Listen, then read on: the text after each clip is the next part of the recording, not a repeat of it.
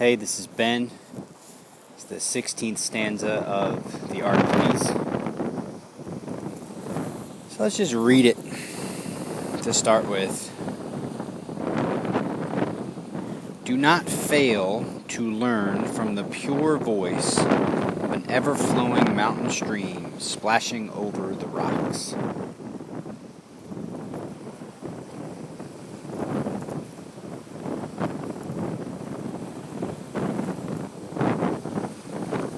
Just listen to what I'm hearing right now. The wind is hitting me hard from the back. I can feel my clothing take the hit. It kind of pushes my body just a little bit. It's pushing even more strongly against the Hudson River.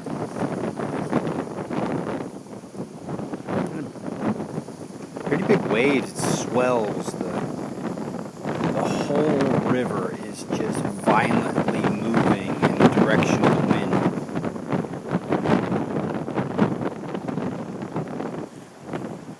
The wind's blowing southeast. It's hitting the rocks over and over and over again, hitting the pier over and over and over again. I feel my ground, the solidness, my pelvis.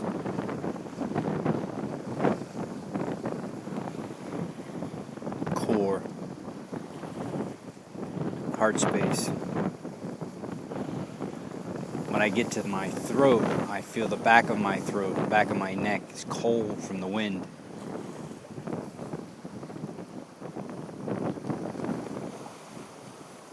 I feel the top of my head. I feel the sense of security of my hat. Breath.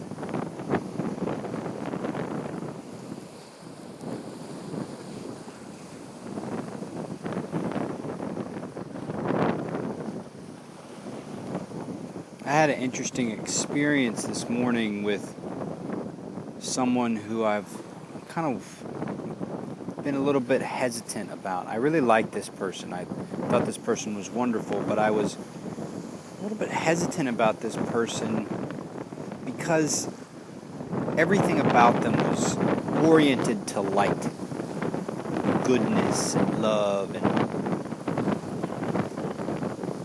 and this person struck me as inconsistent.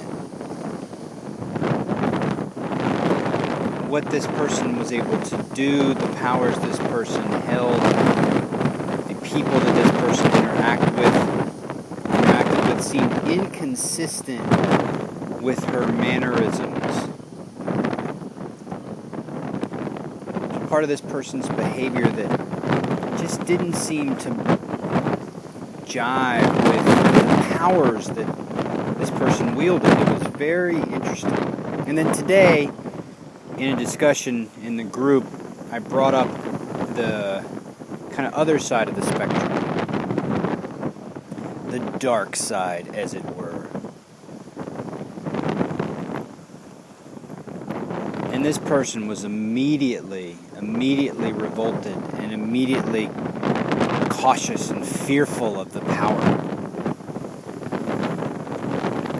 And I wondered if that was where I saw the disconnect. One of the interesting things about the Art of Peace is that it's not the absence of one thing or another. It's an awareness of all things as they are and as they fit inside the spectrum. And the awareness of all things as they are allows for the awareness of the light side and the dark side. But getting attached to any one side in particular means that you identify with one side or another. And anytime you identify with any aspect of the spectrum, you become beholden to it. It's situated in a hierarchy in your mind. So we talked about the breath early in this practice, early in this this sequence of the Art of Peace. We talked about the breath, and I asked over and over again, what's better? What's better? Is the breath in better than the breath out? Is the inhale better than the exhale, or is the exhale better than the inhale? They're not separate. You can't have one without the other. And likewise, you can't have good without bad, bad without good. And when that idea hits, you start describing the idea, but if you look at it from the perspective of the experience, it's not good or bad, it's qualities. The qualities of cold. I feel the qualities of cold pulling from my neck. I feel the qualities of warmth sustaining my core. The interaction between the two allows me to be at ease where I am. I'm not overly hot at my core, nor am I overly cold at my throat. They complement each other. I am the awareness of them. I'm not the identification with them. I am the awareness of them. I recognize that they are happening right now.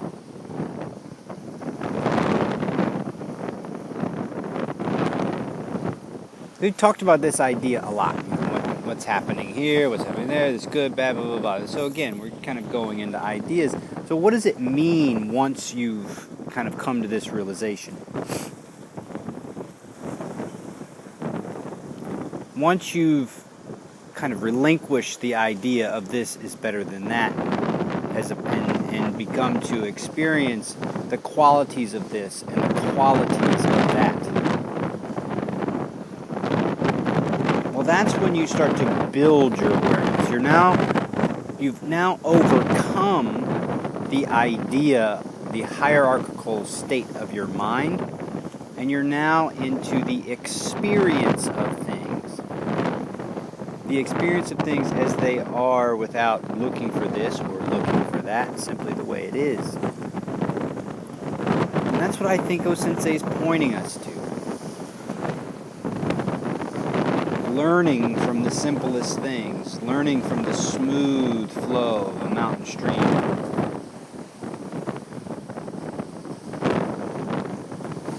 Learning from the violent viciousness of the Hudson River. Right now the Hudson River is hitting the rocks on the banks, on the east bank, hard. Wind is pushing the water hard. Violent, eruptive, explosive hits. Boom.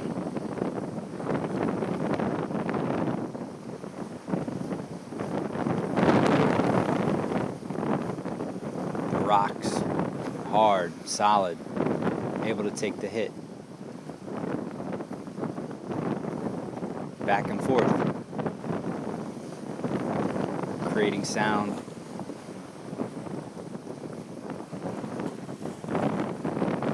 There's a murmur to the sound, there's a pop to the sound. Explosiveness. Good or bad? Can't make that claim. It's awareness of what is.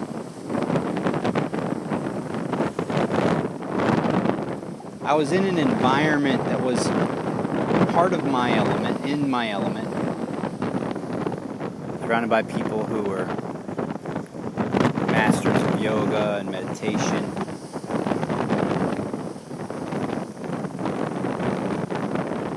And I had the incredible opportunity to see people move out of their ideas of themselves and into new space. The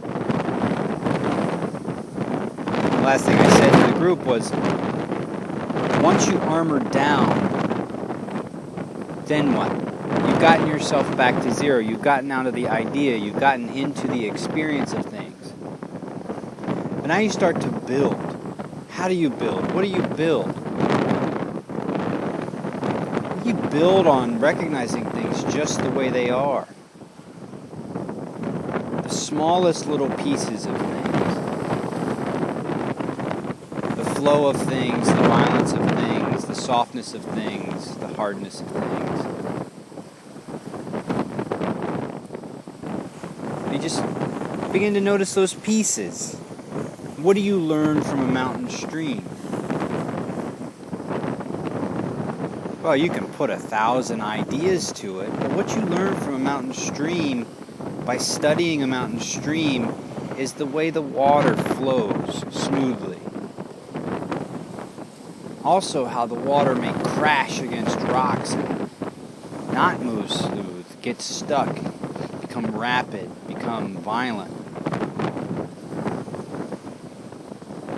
It separates into droplets and waves and explosions and then comes back together.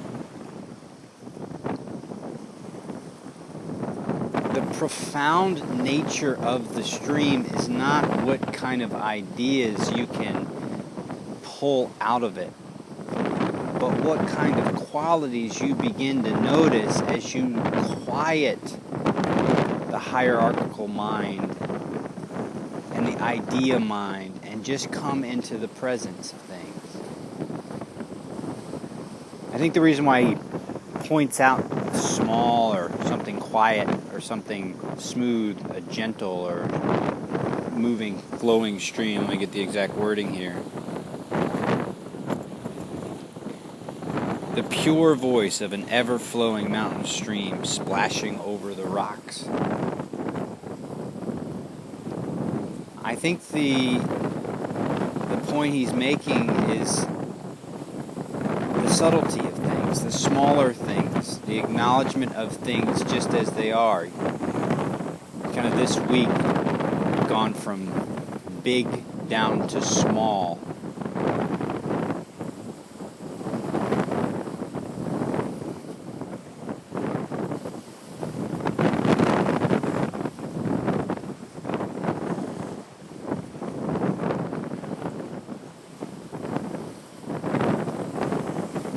Wisdom isn't in the ideas that can be created, flow like water, be like water, even poetry. It's just coming into presence with things as they are.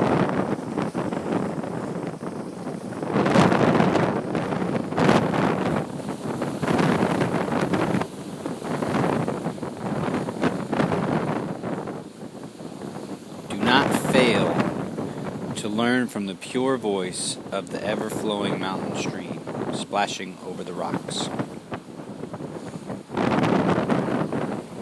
King, out.